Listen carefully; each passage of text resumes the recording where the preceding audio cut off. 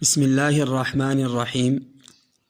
قرآن مقدس میں اللہ تعالیٰ نے مال فے کے مستحق افراد کا تذکرہ کرتے ہوئے امت محمدیہ صلی اللہ علیہ وسلم کے 3 گروہوں کا تذکرہ کیا، اور پھر ان 3 گروہوں کی علامات، نشانیاں اور ان کے اوصاف بھی بیان فرمایا للفقراء المہاجرین الذین اخرجوا من دیارہم واموالہم یبتغون فضلا من اللہ ورضوانا وینصرون اللہ ورسولہ اولئک هم الصادقون، کہ وہ مال غنیمت جو بطور فے کے ہاتھ آئے، مال فے اس کو کہا جاتا ہے جو مال دشمن سے حاصل ہو اور اس میں لڑائی کی نوبت نہ آئی ہو تو یہ مال فے کہلاتا ہے۔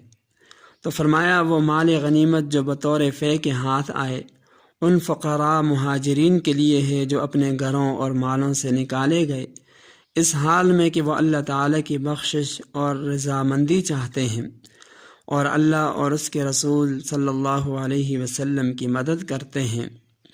فرمایا اولئک هم الصادقون، یہی سچے لوگ ہیں۔ دوسری جگہ فرمایا والذین تبوؤوا الدار والایمان من قبلہم یحبون من ہاجر الیہم ولا یجدون فی صدورہم حاجۃ مما اوتوا ویؤثرون علی انفسہم ولو کان بہم خصاصہ ومن یوق شح نفسہ فاولئک هم المفلحون۔ فرمایا وہ مال ان لوگوں کے لیے ہے جنہوں نے ان کی آمد سے پہلے دار الحجرت یعنی مدینہ طیبہ کو اپنی قیام گاہ بنا لیا تھا اور ایمان میں مضبوط ہو چکے تھے، اور جو لوگ ہجرت کر کے ان کے پاس آتے ہیں ان سے محبت کرتے ہیں اور جو کچھ ان مہاجرین کو ملا اس سے اپنے دل میں تنگی نہیں پاتے اور ان کو اپنی جانوں سے مقدم رکھتے ہیں اگرچہ وہ خود محتاج کیوں نہ ہوں۔ فرمایا جو شخص حرص سے نفس سے بچا لیا گیا تو ایسے ہی لوگ مراد پانے والے ہیں، فلاح پانے والے ہیں، کامیاب ہونے والے ہیں۔ تیسری جگہ فرمایا والذین جاؤوا من بعدہم یقولون ربنا اغفر لنا ولإخواننا الذین سبقونا بالایمان ولا تجعل فی قلوبنا غلا للذین آمنوا ربنا انک رؤوف رحیم۔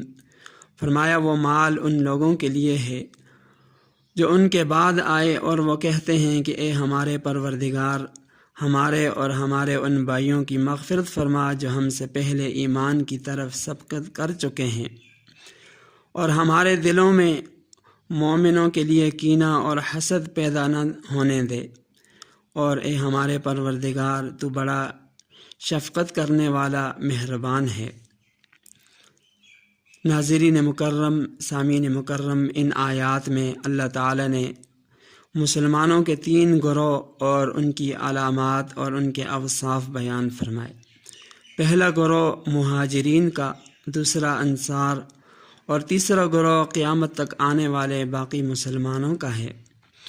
اور اس تیسرے گروہ کا وظیفہ یہ ارشاد فرمایا کہ وہ مہاجرین اور انصار کا ذکر خیر کرتے ہیں، ان کے لیے دعائے مغفرت کرتے ہیں اور ان کی عداوت اور دشمنی سے اللہ تعالیٰ کی پناہ مانگتے ہیں۔ ظاہر ہے کہ آج ہم نہ تو مہاجرین میں شامل ہو سکتے ہیں اور نہ انصار میں، تو لا محالہ ہم تیسرے گروہ میں شامل ہو سکتے ہیں، اور تیسرے گروہ کی علامت یہ ہے، ان کا وصف یہ ہے کہ وہ مہاجرین اور انصار سے محبت کرنے والا اور ان کے حق میں دعائے خیر کرنے والا ہوگا۔ اب جو حضرات مہاجرین اور انصار سے بغض رکھتے ہیں، بالخصوص حضرات صحابہ کرام جو انصار بھی ہیں، مہاجرین ہیں، ان سے وہ بغض رکھتے ہیں، تو یقیناً ان کا اسلام سے کوئی تعلق نہیں۔ اور یہ بات بھی یاد رکھیں کہ یہ چوتھا گروہ کفار اور ملحدین کا تو ہو سکتا ہے، مسلمانوں کا ہرگز نہیں ہو سکتا۔ ایک مرتبہ حضرت عبداللہ بن عمر رضی اللہ تعالی عنہ نے سنا کہ ایک شخص مہاجرین میں سے کسی کی بدگوئی کر رہا ہے، تو آپ رضی اللہ تعالی عنہ نے اسے بلایا اور اس کے سامنے یہی آیات پڑھیں، اور پھر اس سے سوال کیا کہ کیا تو مہاجرین میں سے ہے؟ وہ کہنے لگا نہیں۔ پھر فرمایا کیا تو انصار میں سے ہے؟ وہ بولا نہیں۔ پوچھا کیا تو اس تیسرے گروہ میں سے ہے؟ تو وہ کہنے لگا جی ہاں۔ آپ نے فرمایا جو شخص انصار مہاجرین کو برا بلا کہے وہ بلا تیسرے گروہ میں سے کس طرح ہو سکتا ہے؟ یقیناً وہ چوتھے گروہ میں شمار ہوگا جو مسلمانوں کا نہیں بلکہ ملحدین اور زندیقین کا ہے۔